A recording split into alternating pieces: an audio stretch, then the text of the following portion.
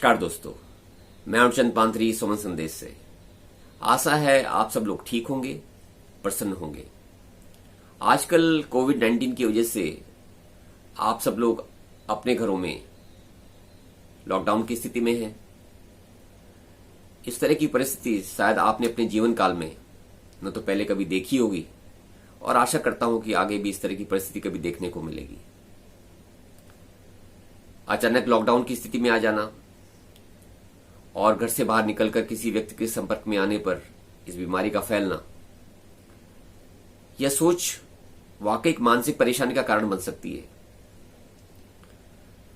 आप सरकार द्वारा बनाई गई गाइडेंस का विधिपूर्वक पालन करिए और हमेशा आशावादी रहिए, प्रसन्न रहिए। इस संकट के समय आपको अपने मन को सकारात्मक बनाने में पहल करनी चाहिए। नकारात्मक रहने से कोई लाभ नहीं। इसी संदर्भ में आज पहली बार सुमन संदेश आपके लिए इस दिशा में यह एक प्रयास है, यह एक पहल है आपके अपने मन को सकारात्मक बनाने की। तो दोस्तों, सबसे पहले मैं आपको ये बता दूं कि यह सुमन संदेश है क्या।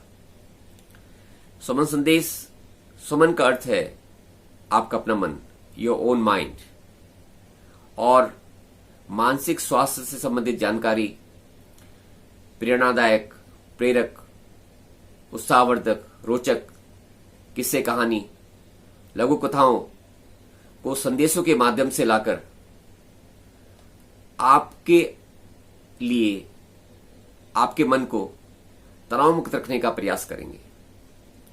तो दोस्तों, आशावादी बनिए और हमेशा खुश रहिए। कल्पना कीजिए आपके पास दो व्यक्ति बैठे हैं। एक व्यक्ति आशावादी प्रवृत्ति का व्यक्ति है और एक निराशावादी प्रवृत्ति का व्यक्ति है, और उन दोनों के सामने आप एक गिलास रख दीजिए जिसमें आधा गिलास पानी भरा है और आधा खाली है। आशावादी प्रवृत्ति का व्यक्ति हमेशा यह कहेगा कि यह गिलास लगभग भरा है, जबकि निराशावादी व्यक्ति यह कहेगा, अरे ये तो एकदम खाली है।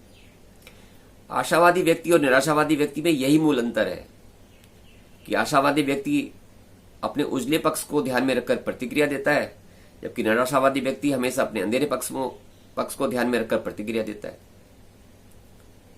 नतीजन यह होता है कि आशावादी व्यक्ति हमेशा अपने जीवन में खुश रहता है और सफल रहता है, जबकि निराशावादी व्यक्ति अपने ही द्वारा बुने हुए दुखों के जाल में खुद फंस कर रह जाता है और हमेशा दुखी रहता है और असफल रहता है।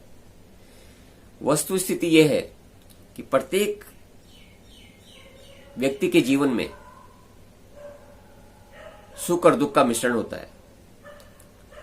न तो कोई व्यक्ति पूर्णतः सुखी है, न कोई पूर्णतः दुखी। प्रश्न केवल हमारे दृष्टिकोण का है कि हम किसको याद रखें और किसको भूल जाएं। एक कहावत है, मन के हारे हार, मन के जीते जीत। मैंने एक कथा पढ़ी थी कि एक व्यक्ति एक साधु के पास जाता है और अपनी गरीबी की बखान करके कहता है कि मैं बहुत गरीब हूं, असफल हूं, बहुत परेशान हूं, कृपया मेरी मदद कीजिए। तो साधु उस व्यक्ति से कहता है कि ठीक है, मैं आपकी मदद करूंगा, पर आपको मुझसे एक वादा करना पड़ेगा। तो वो व्यक्ति कहता है ठीक है, आप बताइए। तो साधु उससे कहता है कि मैं आपसे जो मांगूंगा उसको आपको देना पड़ेगा, उसके बदले में आपको उसकी मैं कीमत दूंगा। वो व्यक्ति कहता है ठीक है। तो साधु उससे कहता है कि आप के पास दो आंखें हैं, तो उसमें से आप एक आंख मुझे दे दीजिए। तो व्यक्ति साफ मना कर देता है, कहता है ये मेरी आंख कैसे मैं दे सकता हूं, ये मेरे शरीर का अंग है। फिर साधु कहता है कि चलो ठीक है, आप दो हाथ में से एक हाथ दे दीजिए। व्यक्ति उस पर भी मना कर देता है, पैर के बारे में भी मना कर देता है। फिर साधु कहता है कि आपके पास इतनी सारी चीजें हैं, इतनी बहुमूल्य आपके पास चीजें हैं, फिर भी आप कहते हो कि आप गरीब हो, आप असफल हो।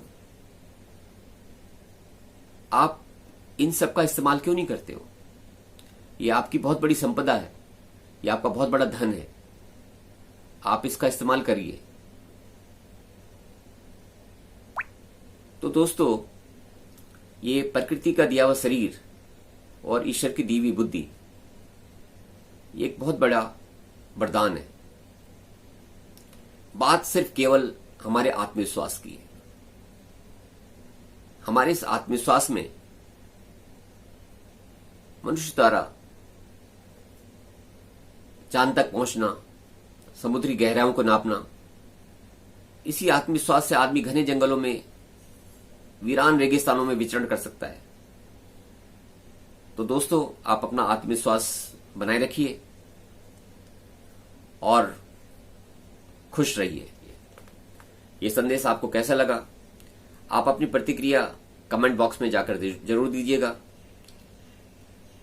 सब्सक्राइब भी करिएगा और शेयर भी कीजिएगा, और साथ में बेल आइकन दबाना मत भूलिएगा।